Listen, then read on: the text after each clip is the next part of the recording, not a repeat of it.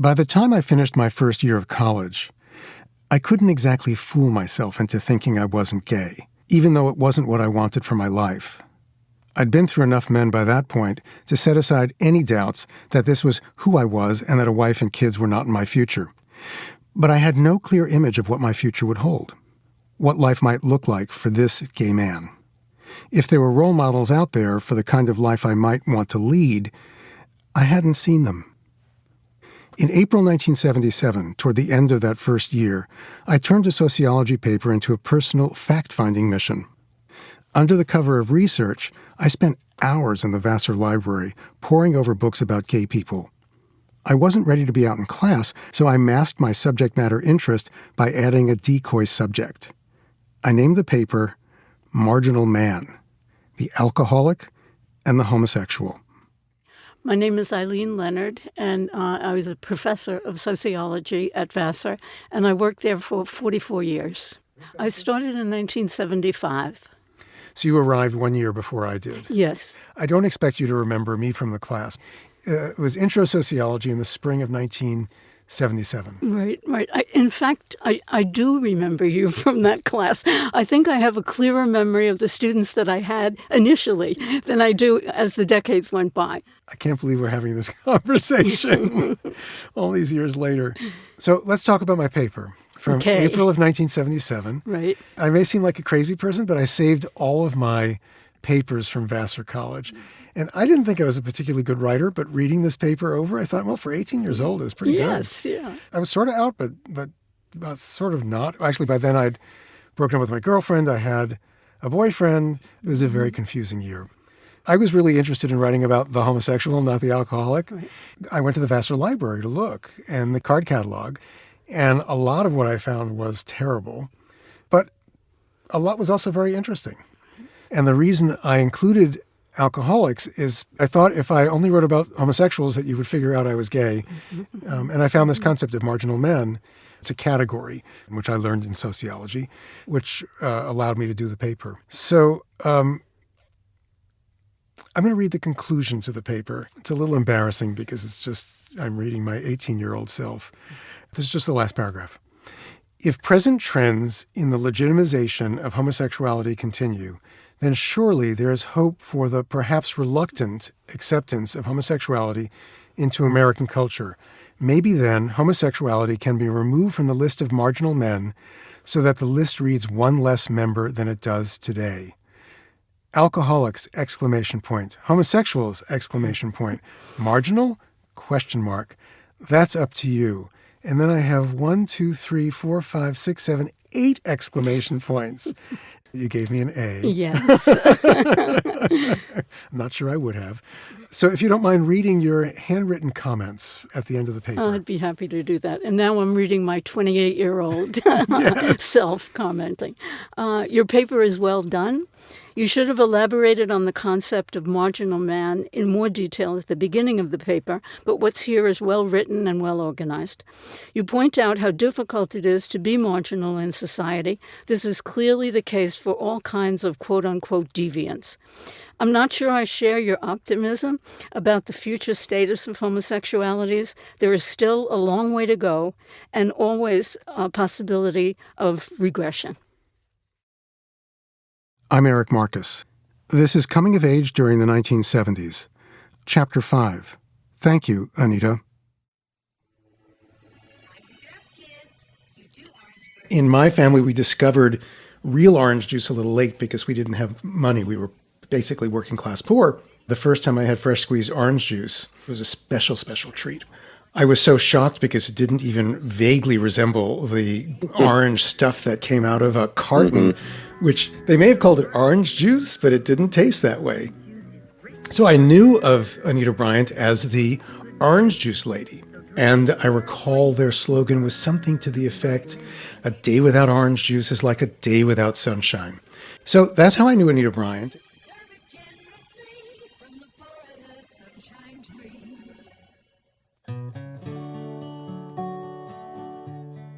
While New York City tried and failed, and tried and failed, and tried and failed to pass a gay rights bill, dozens of places hit it first time lucky, all over the country.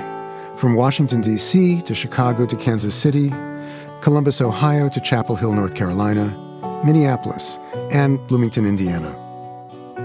By the end of 1976, 37 jurisdictions had legislated in some way to protect gay people from discrimination. But my sociology professor was right. The backlash was coming. On January 18, 1977, Miami-Dade County held a hearing to amend its human rights ordinance to forbid discrimination based on, quote, sexual or affectional preference. Like New York, Florida's sodomy law had yet to be repealed. So this wasn't about legalizing physical relationships between two people of the same sex. This was about protecting people from being fired or denied housing or discriminated against in public accommodations because of their sexual orientation. The hearing was packed. Church folks, gay rights activists, and toward the end, a celebrity. The orange juice lady got up to testify. A one-time beauty queen, a former Miss Oklahoma. She said she was speaking as a wife and mother. Sounding as though she was about to cry, she said the proposed amendment would cause discrimination against her and other Christians. They were the real victims. I believe I have that right, that I can and do say no to a very serious moral issue that would violate my rights and the rights of all the decent and morally upstanding citizens, regardless of their race or religion. The final vote was 5 in favor, 3 against. The ordinance passed. Gay people celebrated, but those who opposed it got busy. The ordinance becomes law in 10 days, but a religious group headed by Anita Bryant said it will indefinitely begin a petition drive to repeal the law. Bryant and her supporters gathered 6 times more signatures than needed to put repeal on the ballot. The Dade County Commission voted to call a special election on June 7th. Repealing ordinances became a rallying cry for the Christian right, not just in Florida, but around the country. The Save Our Children campaign had been born. The brewing backlash had broken through with the perfect brand ambassador, Anita Bryant.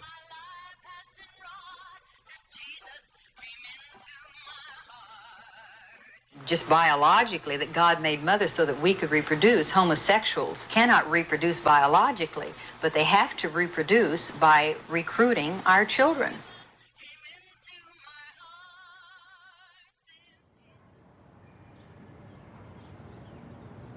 Summer, 1977.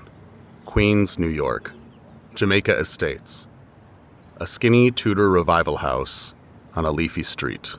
It was probably July. I was back from college, living at home, which was a little tense to start with because my mother and I had not been getting along since since I was 16, I think. Before I left for college, she would often say, "I can't wait for you to leave," and I would say, "I can't wait to leave too." Typical teenage stuff, but also I was gay and coming to terms with it and was just angry all the time and depressed. My mother and I had this complex relationship that was in no small part related to the fact that my father and mother split up when I was 10, and my father then killed himself when I was 12. And my mother depended upon me like a partner as opposed to treating me like her child. I knew way too much, but I also wasn't in control. When it was convenient for her, I was then the child again, and she made decisions, even if I thought they were the wrong decisions. And I deeply resented some of those things. Interior, kitchen. It's morning. It was really an ugly kitchen that had been done over by the people who lived there before. It was dark paneling, faux wood, and we had a Formica kitchen dinette set. The table is pockmarked, damaged years before, when Eric's mother flew into a rage and hacked at it with a spatula, sending chips of Formica flying. I remember at breakfast one morning picking up, I don't remember if we subscribed to Time Magazine or Newsweek. I remember holding the magazine, and Anita Bryant was on the cover, and I was in a rage, and I said that these are all lies. Who is she? Who is Anita Bryant? This is horrible. This is not true about gay people. And I recall being wildly outraged, uncontrollably angry. that people were referring to people like me as recruiters. Why is she saying this in print? Why is she leading this campaign? Now they use the word groomer. It's just, same product, different flavor. Anita Bryant so enraged me because I felt like she was reinforcing all the bad things that people thought about us, and also all the bad things I thought about myself. We were sick, sinful, perverted, and destined to lead a life of ruin. Or as that book, Everything You Want to Know About Sex But Were Afraid to Ask, said about homosexuals, that we were destined to have furtive relationships and hide out in bushes and offer candy to small children. So even though I came to understand that that wasn't who I was and that these were lies, it was painful and enraging to hear someone like Anita Bryant speak so fervently about how awful we were and that we were a danger to children. And I remember thinking, you're a danger to children. I'm not the danger to children because you are harming people like me. I will never fucking drink orange juice again. My mother did not engage me in conversation at that point, other than to say, why are you so upset? I don't understand why you're so concerned about this. And then I realized I might have tipped my hand. I was closeted. That was a very hard thing for me. I'm a terrible liar. So I wasn't consciously dropping hints and backed off. Anita Bryant's Save Our Children campaign was the first organized opposition to the gay rights movement. It was well organized, well funded, and in a way, it illustrated how far we'd come, that gay liberation organizing provoked such a response. And it in turn provoked a response from us, LGBTQ people who heard Bryant's language of bigotry and hate realized that progress isn't inevitable or a straight line. Bob Kunst was one of the key gay activists in Miami-Dade, an unabashed radical. Here he is taking on the fundamentalist Christian agenda for what it was, a smear campaign accusing gay people, especially gay men, of being child molesters. Just like in New York City, opponents of Miami's ordinance focused their messaging on protecting children. Bob Kunst was calling them out. Last year, Florida had 100,000 child abuse cases, 30,000 which were reported, 1,200 kids literally killed by their own parents. Where was the so-called Save Our Children when we really needed them? The hate and viciousness assaulting this entire community has backfired strongly against the Anita Bryant forces because they haven't proven their case at all. Not one incident has happened here since passage of this ordinance January 18th, nor in any of the 40 communities that have passed such an ordinance, nor in the 2 communities, Iowa City, Iowa, and Tucson, Arizona, that have passed there since this began. And what is happening with the so-called Save Our Children is that they are asking for the right to discriminate, not only against gay people, but those who practice birth control, have had abortions, who smoke pot, drink alcohol, men and women who live with each other who are not married, etc. ad nausea. In other words, the attack appears to be on everyone who cannot fit their molds, who they cannot control, and who have different affectional and sexual preferences. Efforts to repeal anti-discrimination ordinances, inspired by Save Our Children, in some cases sponsored by it, were springing up all over, in places like Wichita, Kansas, St. Paul, Minnesota, and Eugene, Oregon. In Seattle, Charlie Bryden was aware of the rising tide of reactionary forces. He was a businessman who'd gathered other gay and lesbian business people for networking lunches under the banner of the Dorian Group. His organization was instrumental in passing a non-discrimination ordinance in Seattle in 1975. Interview with Charles Bryden, Sunday, November 19th, 1989 at 12:30 p.m. at the home of Charles Bryden in Seattle, Washington.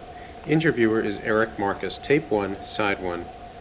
Charlie remembers when Anita Bryant first hit his radar.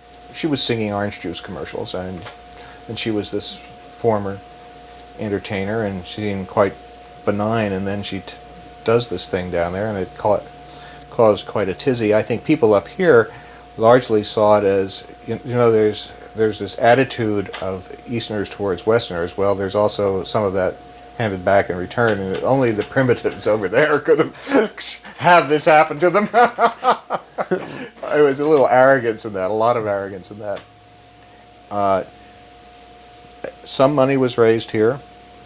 I know at one of the Dorian dinners, I think, we even had a general collection and raised a couple of $1,000s. There was a feeling that it was there, but it wasn't, an immediate threat to people here. What was the purpose of raising the money for? Where did it go? Down to Florida. Florida. Uh-huh. Yeah. Gay rights groups around the country were raising money to send to Florida and fund the fight against repeal. Political operatives from San Francisco and New York went down to Miami to pitch in. But as the drumbeats for repeal grew louder in other parts of the country, they still seemed far away from where Charlie was sitting. It was a sense of, well, here in Seattle, at least, we're way beyond that. We've got the ordinances, the environment's so much different. There's a little sense, a little snobbery probably in that. The fight in Miami was taking center stage nationally. Save Our Children lobbied hard to defeat a resolution before Congress, H.R. 2998, for a nationwide ban on homophobic discrimination in housing, employment, and public accommodations. In Florida, Save Our Children ran full-page ads in the Miami Herald and the Miami News. According to gay activists, the Herald refused to run ads from groups supporting the non-discrimination ordinance. And this TV commercial from Save Our Children beamed into Florida homes in the run-up to the vote. The Orange Bowl Parade, Miami's gift to the nation, wholesome entertainment. But in San Francisco, when they take to the streets, it's a parade of homosexuals, men hugging other men, cavorting with little boys. Despite charged rhetoric like that, gay people don't exist. They flaunt. They don't march. They cavort. Despite the actual words we heard coming out of their actual mouths, those campaigning against equal rights insisted they weren't coming after gay people. They were just defending children from being, quote, recruited by us. That really, they loved gay people. I love homosexuals, if you can believe that. Can you hear me rolling my eyes? I love them enough to tell them the truth, because I know that there is hope for the homosexuals, that if they're willing to turn from sin the same as any individual, that they can be ex-homosexuals the same as there can be an ex-murderer, an ex-thief, or ex-anybody. On June 7th, 1977, Miami-Dade residents voted 2-1 to repeal the gay rights ordinance. The next day, the New York Times published an op-ed from the co-executive directors of the National Gay and Lesbian Task Force, Gene O'Leary and Bruce Veller. It began, quote, Anita Bryant and her Save Our Children, Inc. are doing the 20 million lesbians and gay men in America an enormous favor. They are focusing for the public the nature of the prejudice and discrimination we face. Close quote. The question was, did highlighting the nature of that prejudice and discrimination mean that Florida would be an exception? Or were newly passed ordinances around the country about to topple one by one? Charlie Bryden again. Then it got a little more uncomfortable as that Bryant thing started to spread elsewhere. There was a problem in Colorado and then Kansas City and St. Paul. I think the St. Paul thing shook a lot of people up. Those drumbeats of regression were sounding much closer to home. When Charlie Bryden picked up the Free Weekly newspaper in Seattle at the end of June 1977, he almost choked. His face was staring back at him. Beside the headline, "Ready when you are, Anita." I just had a cow at that headline. I raised hell with the editor. I said, how could you? I never even said that. You put it in quotes and put it on the front page. What a provocative thing to do. It's very uncharacteristic of me. And that's a full-page picture of you on the front page saying, "Ready when you are, Anita." Yeah, yes, and it couldn't have been. I never said it. Oh. Oh well. Let's see, that's dated June 29th to July 5th, 1977. So this was before the repeal was called for here in Seattle? Yes. Charlie was angry at that front page because he wanted to take a different approach in Seattle. Instead of provoking or even loudly responding to the Save Our Children campaign, he wanted to deny them the oxygen of publicity, to ignore them in the hopes they would go away. After the defeat in Dade County, the blame game was in full swing. Familiar splits and controversies like how radical to be, how provocative, whether to ask nicely or demand loudly, were back on the gay agenda. And the issue didn't go away in Seattle. In the spring of 1978, a pair of police officers filed to repeal the city's gay rights ordinances. They needed to collect 17,000 signatures by August 1st to get it on the November ballot. I just remember I thought, oh, they'll never get the signatures. And I kind of the strategy at the time was to not draw any media attention to the signature gathering issue. At that point in '77, generally the community had some very wonderful political chips.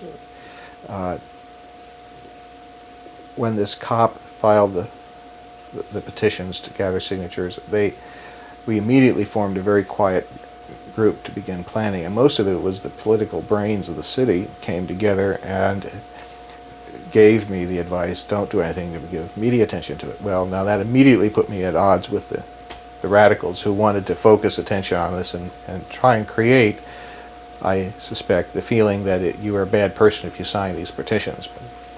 So anyhow, the thing eventually did qualify, and we did face that. I was probably the darkest evening of my life was the day that the news reported that the petitions had been filed and they contained more than adequate signatures to place this thing on the ballot. And well, I just didn't know what we would do. Why was it such a dark day? Because you didn't know what direction it was you'd move in? Very depressing to see that this thing was going to descend on Seattle. I mean, what we had seen was a chain of defeats around the country. Why would it be any different here? I don't think she had a clue that I was until the moment that she finally asked me if I was gay. Jamaica Estates, Queens, summer 1977. The Marcus family home. Probably within days of the Anita Bryant conversation, I was going out. It was early evening to see a friend of mine, and she asked how he was doing, and I said, I don't think he's doing so well. He's been very depressed. I think he might be gay. She got suspicious and stopped and paused and said, why are you being so casual about that? And that's when she almost was speaking to herself. She said, well, maybe that's because you're gay. And then I said, see you later, Ma.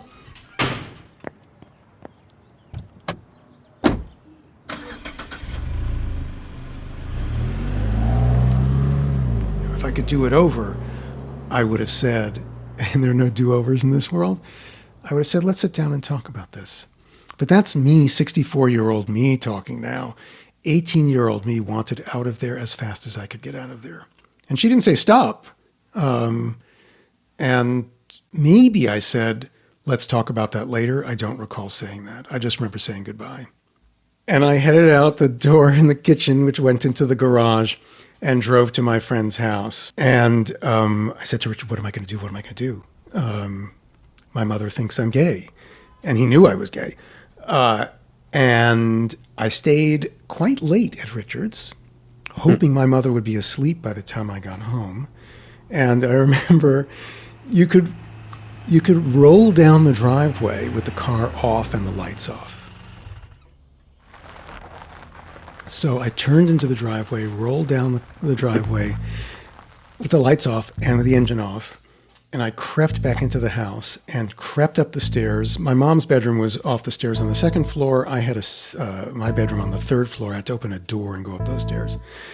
I literally crawled up the stairs on all fours so that the stairs wouldn't creak and wake my mom up. But as I got to the landing, I could see my mother's door was open a crack. And she said, I want to talk to you. So, and you can only imagine how my heart was pounding at this point. Because like any gay kid, or most gay kids, I was terrified of what my mother would say. And I was such a good boy that this was the one incredible stain that I was going to this was just the one incredible stain. I had got good grades. I didn't cause trouble other than being a very cranky kid at that point. So I went into her bedroom and sat on the bed. She was already in bed. And I don't remember what she said, interestingly. But I recall saying, yes, I'm gay. And I said, do you feel guilty? Because by this point, I had investigated PFLAG. which was once known as Parents, Friends, and Families of Lesbians and Gays. And from my understanding and my research, parents often felt guilty about having a gay kid, that they saw it as their fault. That was one of the beliefs.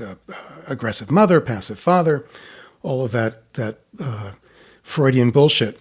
And she said, I don't feel guilty. I'm disappointed. Mm.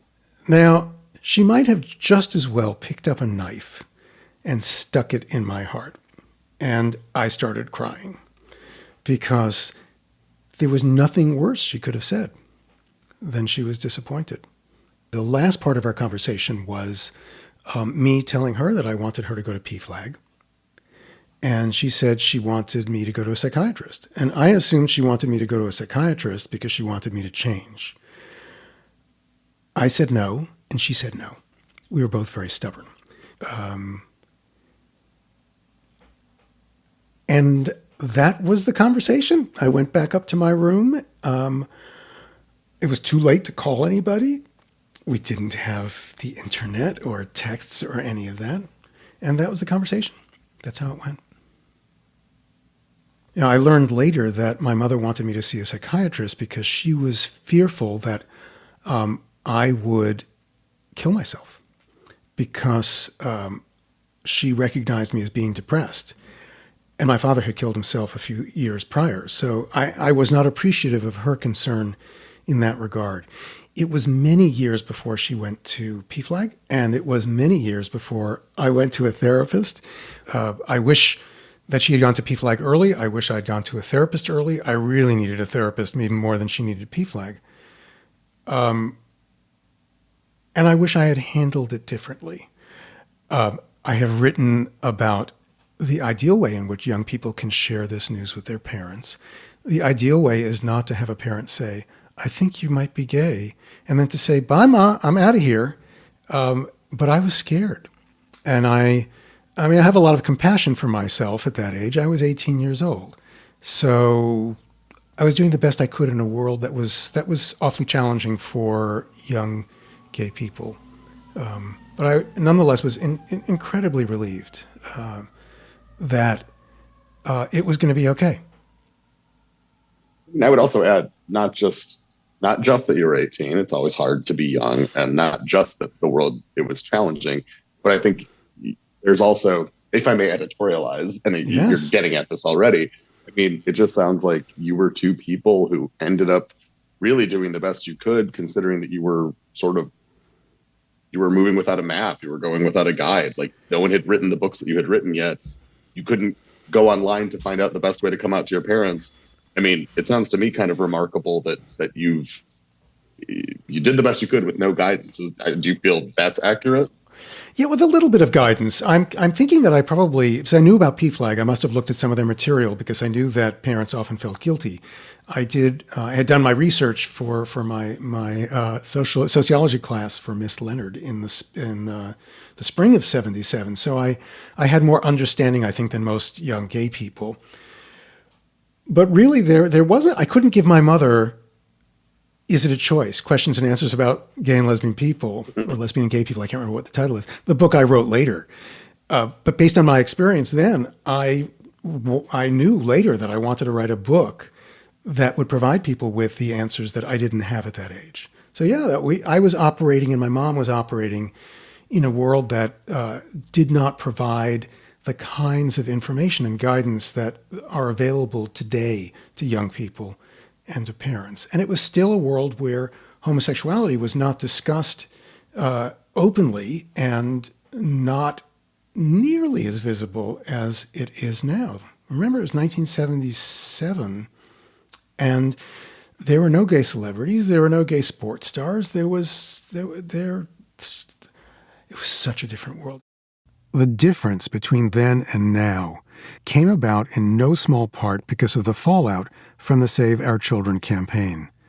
So many people mobilized against that hateful campaign.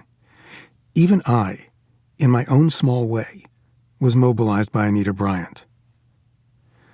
I'm thinking back to B.B. Scarpy, last chapter, when she said, If you get stepped on constantly, a little thing is enough to set people off like that. I can't take this anymore.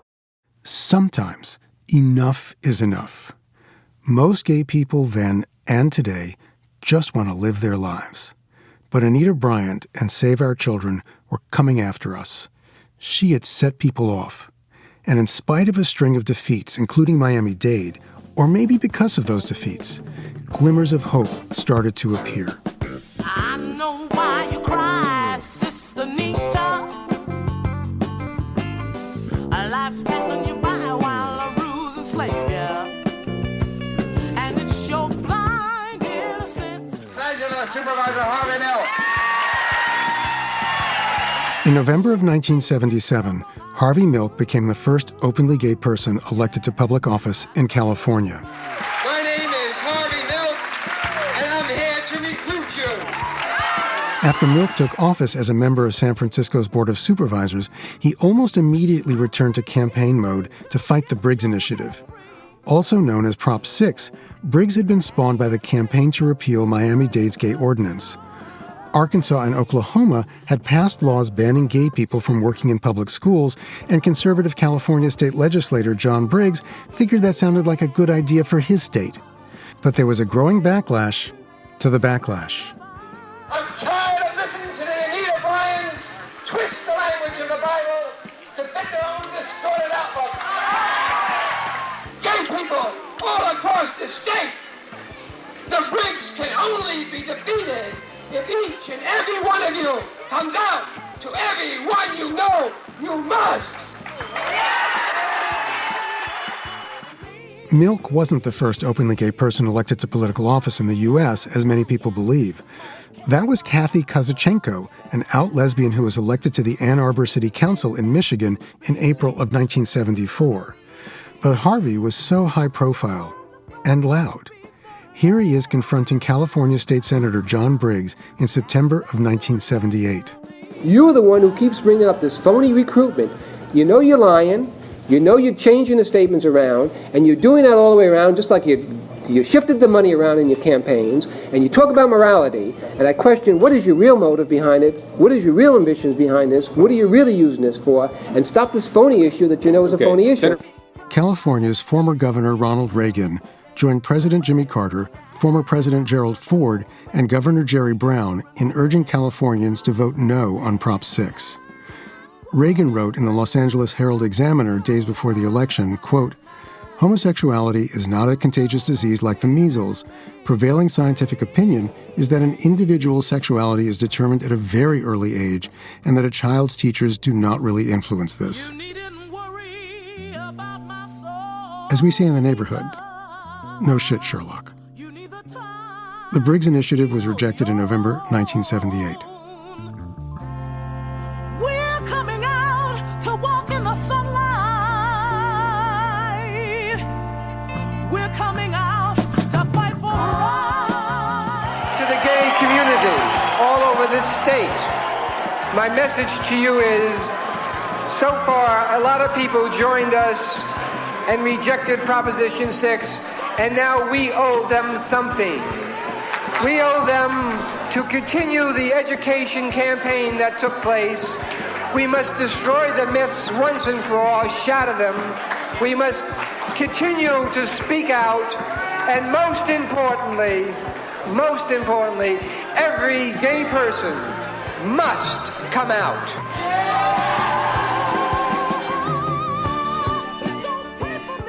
That same election day in November of '78, Charlie Bryden was crossing his fingers in a ballroom in Seattle. What was election night like?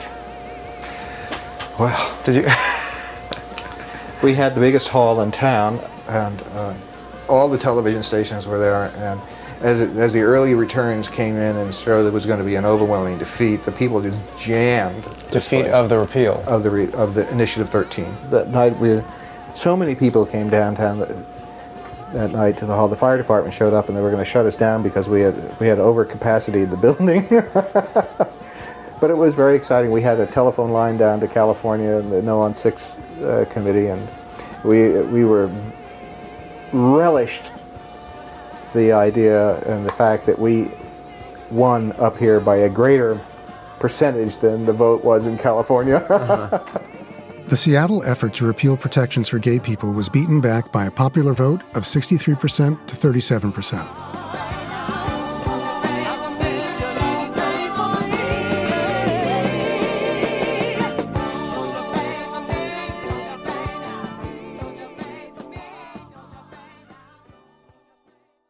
Anita Bryant faced consequences for her actions: boycotts, canceled TV shows, and she was dropped by the Florida Citrus Commission. The 1970s ended for her with a messy divorce, and later she would declare bankruptcy. Twice. But the Save Our Children campaign's success was noted. Less than 2 years after the defeat of the Briggs Initiative in California, the firebrand televangelist Jerry Falwell had established the so-called moral majority. It was a coalition of conservative evangelicals hell-bent on influencing the National Republican Party. Until it was dissolved in 1989, the moral majority wreaked havoc throughout the country on a wide range of social and cultural issues, from promoting anti-gay laws to legislating against abortion and pornography and blocking ratification of the Equal Rights Amendment.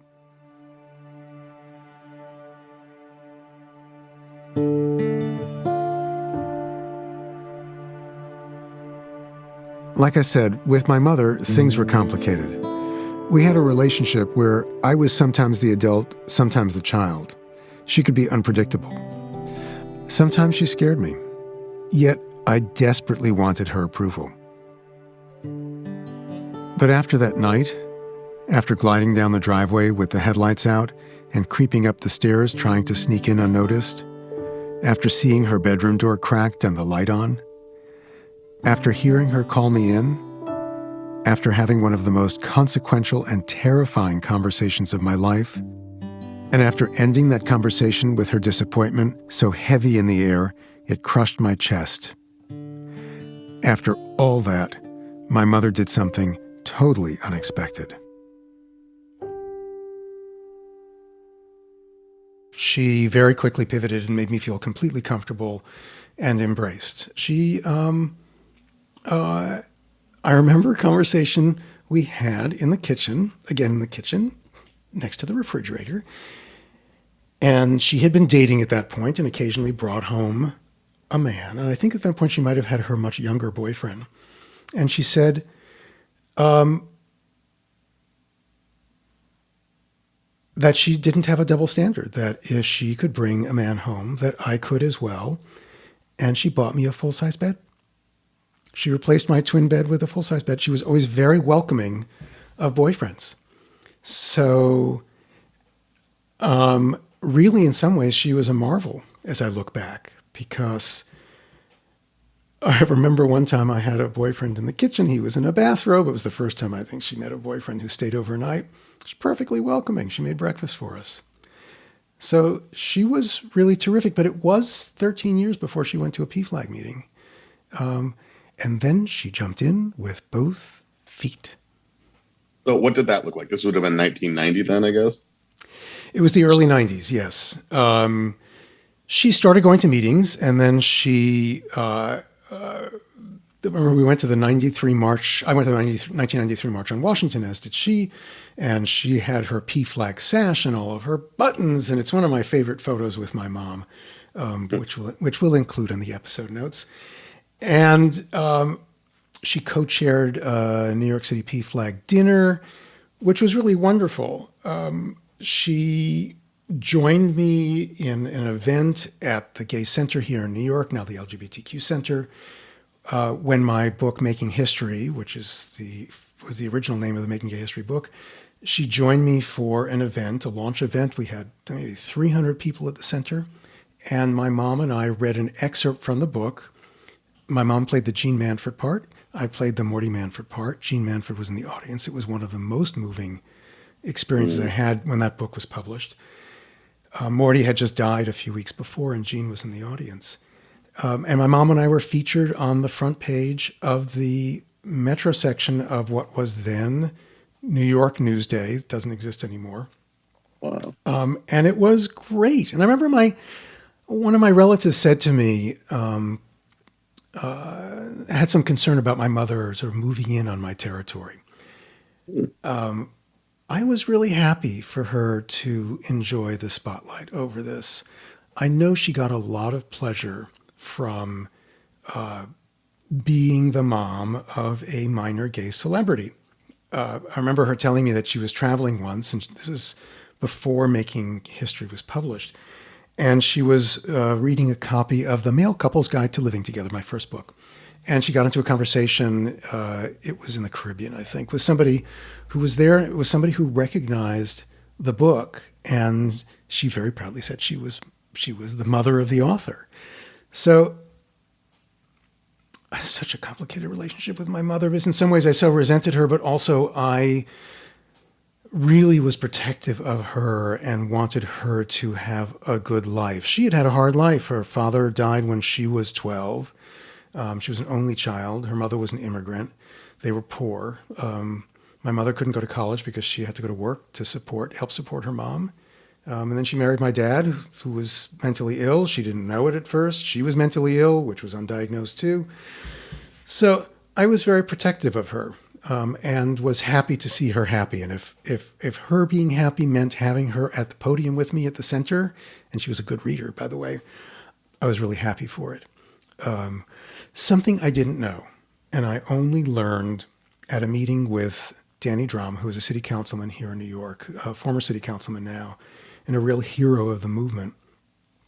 When I met with him 5 years ago, the first time, to talk about education issues in New York City, and how Making Gay History might have some involvement in developing curriculum materials, Danny mentioned that he knew my mother. My mother had been dead for years by this point. And I said, "How did you know my mother?"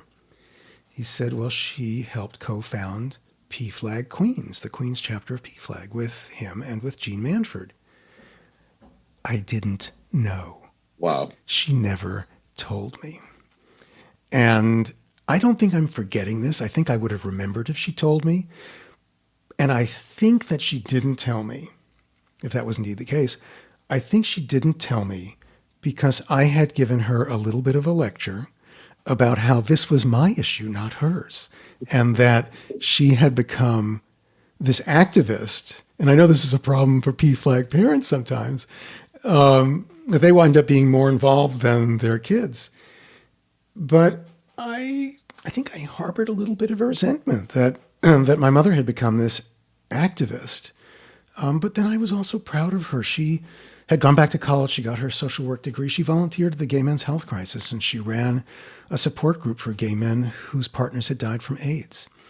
So she was a good person, and she was protecting herself probably by not telling me that she had helped to co-found Queen's PFLAG. And I wish she were around and I could say, "Ma, why didn't you tell me? I'm so, I'm really proud of her." But I never got to.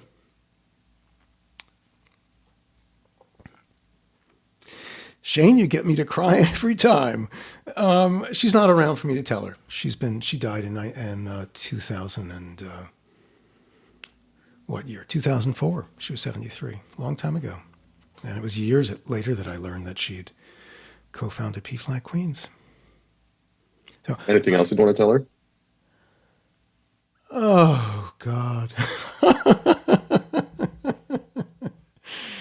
Shane, there are so many things I could tell my mother, but I think I will refrain right now. I think I would tell her that I was harder on her than I needed to be, that she was really, in some ways, had done the right thing, mostly the right things in dealing with me, that I wish she hadn't said she was disappointed. But as far as the range of reactions that parents have to gay kids, it's pretty good.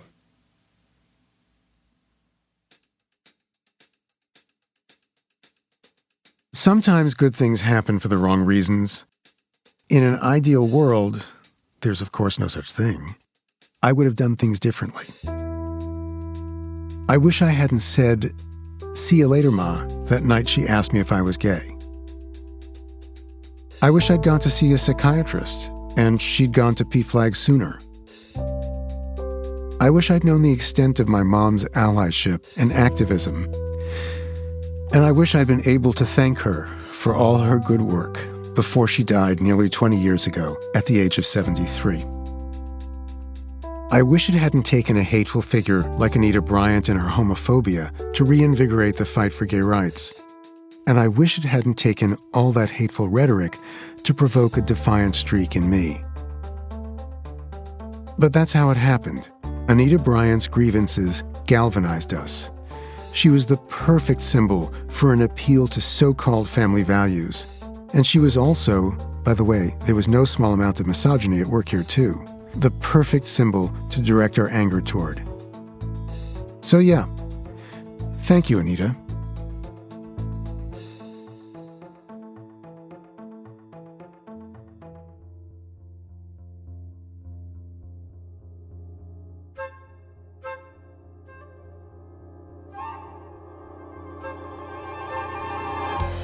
This season of Making Gay History was produced and written by me, Eric Marcus, and Making Gay History's founding editor, Sarah Birmingham, with archival research and production assistance from Brian Faree and additional archival research from Tyler Albertario. Special thanks to interviewer/oral historian Shane O'Neill. Our studio engineers for this episode were Casey Danielson and Charles de Montebello. Coming of Age during the 1970s was mixed and sound designed by Ann Pope. This season of Making Gay History was recorded at CDM Sound Studios. Our theme music and additional scoring were composed by Fritz Myers. Our new theme features flautist Anna Uri. Many thanks to our hardworking crew at Making Gay History, including Deputy Director Inga Tataya, Photo Editor Michael Green, and our social media producers Christiana Pena and Nick Porter. Thank you as well to the New York Public Library Manuscripts and Archives Division, UCLA Film and Television Archives, KPIX-TV in the Bay Area, and WTVJ Miami. Don't Pray For Me was performed by Linda Tillery, composed by Mary Watkins, and released on Olivia Records. Making Gay History is made possible thanks to the ongoing support of the Jonathan Logan Family Foundation, Broadway Cares Equity Fights AIDS, the Calamus Foundation, and Christopher Street Financial. We're deeply grateful to Patrick Hines and Steve Tipton for their 2-year grant in support of Making Gay History's mission to bring LGBTQ history to life through the voices of the people who lived it. And thank you to Ted Smith and Matt Vieira for their recent major gifts. I wrote to Matt to ask why he decided to support Making Gay History, and he wrote, quote, I felt inspired to donate to MGH because across the nation, I see states passing laws discriminating against LGBTQ+ people, and I feel it's critical, now more than ever, that we learn our history to know what worked and what didn't work in the past to be successful in our fight for equality today. Please consider joining us on Making Gay History's Patreon channel, where you can support our work and at the same time gain access to exclusive interviews, behind-the-scenes conversations, and additional archival audio excerpts that we think you'll enjoy hearing. Sign up for just $5 a month at patreon.com/makinggayhistory, or go to makinggayhistory.com and click on the Patreon button. Right now on our Patreon channel, you can hear my conversation with Ethan Ghetto, who was one of the young activists who traveled to Florida to help organize against Anita Bryant's campaign to repeal the Miami-Dade Ordinance. There's a lot we can learn from the people who fought against a past generation's anti-gay bigots.